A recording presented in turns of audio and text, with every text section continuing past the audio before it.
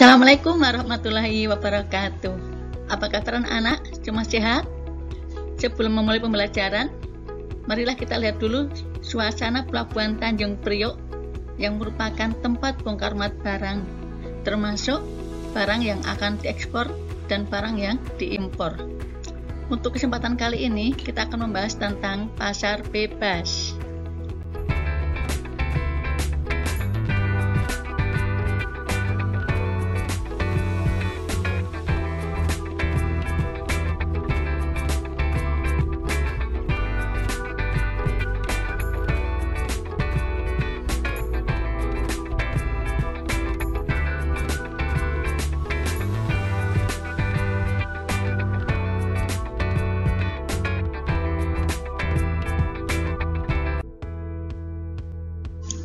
Marilah kita awali pembelajaran kita dengan membahas pengertian pasar bebas. Kalau secara singkatnya, pasar bebas adalah keadaan di mana setiap negara bebas untuk melaksanakan jual beli yang berupa ekspor dan impor. Sedangkan lengkapnya, pasar bebas adalah kebijakan di mana pemerintah tidak melakukan pembedaan terhadap kegiatan ekspor dan impor. Maksudnya adalah pemerintah tidak membedakan peraturan untuk kegiatan ekspor dan impor. Pasar bebas adalah suatu keadaan ekonomi yang berfokus dalam menghadirkan produksi dan pemasaran barang dan jasa tanpa adanya campur tangan pemerintah.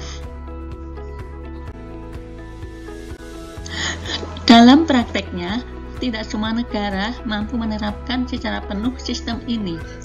Hal ini dikarenakan masih ada beberapa regulasi yang harus diatur oleh pemerintah suatu negara dengan tujuan melindungi perekonomian dalam negeri.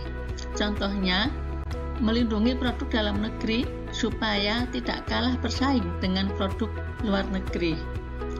Penerapan pasar bebas biasanya lebih ke arah penerapan aturan tentang pengurangan atau pembebasan tarif barang yang keluar atau masuk. Hal itu terjadi dengan adanya perjanjian dari negara-negara yang terlibat kegiatan ekspor dan impor. Pada umumnya, kebijakan perdagangan bebas digunakan sebagai ajang mempromosikan hal-hal berikut. A. Perdagangan barang tanpa pajak, termasuk tarif atau hambatan perdagangan lainnya. B. Perdagangan jasa tanpa pajak atau hambatan perdagangan lainnya. C. Akses ke pasar yang tidak diatur. D. Akses informasi pasar yang tidak diatur. E. Perdagangan jasa tanpa pajak atau hambatan perdagangan lainnya. Inilah beberapa organisasi yang menerapkan pasar bebas. Yang pertama, Masyarakat Ekonomi ASEAN, MEA.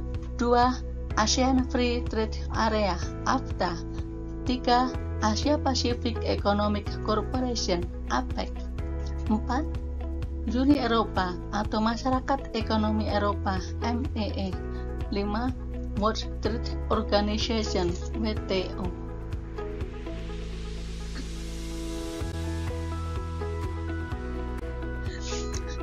Yang pertama, Masyarakat Ekonomi ASEAN, MEA. Masyarakat Ekonomi ASEAN atau MEA adalah bentuk integrasi ekonomi ASEAN. Artinya, semua negara-negara yang berada di kawasan Asia Tenggara atau ASEAN menerapkan sistem perdagangan bebas. Mulai dilaksanakan pada tahun 2015. MEA dibentuk dengan misi menjadikan perekonomian di ASEAN menjadi lebih baik serta mampu bersaing dengan negara-negara yang perekonomiannya lebih maju. Tujuan utama MEA 2015 ingin menghilangkan secara signifikan hambatan-hambatan kegiatan ekonomi lintas kawasan ASEAN. Yang kedua, ASEAN Free Trade Area, AFTA. ASEAN Free Trade Area atau AFTA merupakan wujud dari kesepakatan negara-negara ASEAN untuk membentuk suatu kawasan bebas perdagangan. Dilakukan dalam rangka meningkatkan daya saing ekonomi kawasan regional ASEAN dengan menjadikan ASEAN sebagai basis produksi dunia.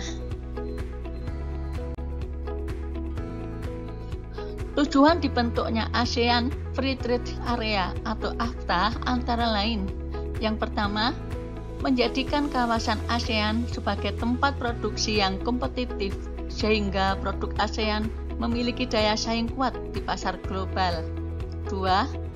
Menarik lebih banyak Foreign Direct Investment atau FDI. 3. Meningkatkan perdagangan antar negara anggota ASEAN, intra-ASEAN trade.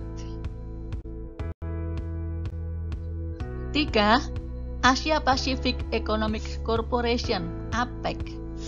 Organisasi APEC diprakarsai Perdana Menteri Australia Bob Hawke ketika berpidato di Seoul tahun 1989. Tujuan pembentukan APEC adalah: yang pertama, untuk meningkatkan kesejahteraan dan pertumbuhan ekonomi di kawasan Asia Pasifik dan meningkatkan kerjasama ekonomi melalui peningkatan volume perdagangan dan investasi. 2. Memperjuangkan kepentingan ekonomi di kawasan Asia Pasifik. 3. Tempat usaha negara maju untuk membantu negara berkembang. 4. Meningkatkan perdagangan dan investasi antar anggota. 5. Menjalankan kebijakan ekonomi secara sehat dengan tingkat inflasi rendah. Dan yang keenam, mengurangi dan mengatasi sengketa ekonomi perdagangan. Yang keempat, Uni Eropa atau Masyarakat Ekonomi Eropa (MEE). Tahukah kalian bahwa masyarakat Eropa yang terdiri dari banyak negara itu, mereka bisa bersatu menggunakan satu mata uang saja loh. Untuk mudahnya, mata uangnya disebut euro. Kalau lengkapnya, European Currency Unit atau European Union.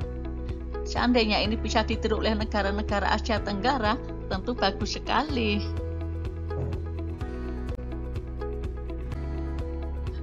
Tujuan dibentuknya Uni Eropa atau Masyarakat Ekonomi Eropa (MEE) adalah: yang pertama, integrasi Eropa dengan cara menjalin kerjasama ekonomi, memperbaiki taraf hidup, dan memperluas lapangan kerja.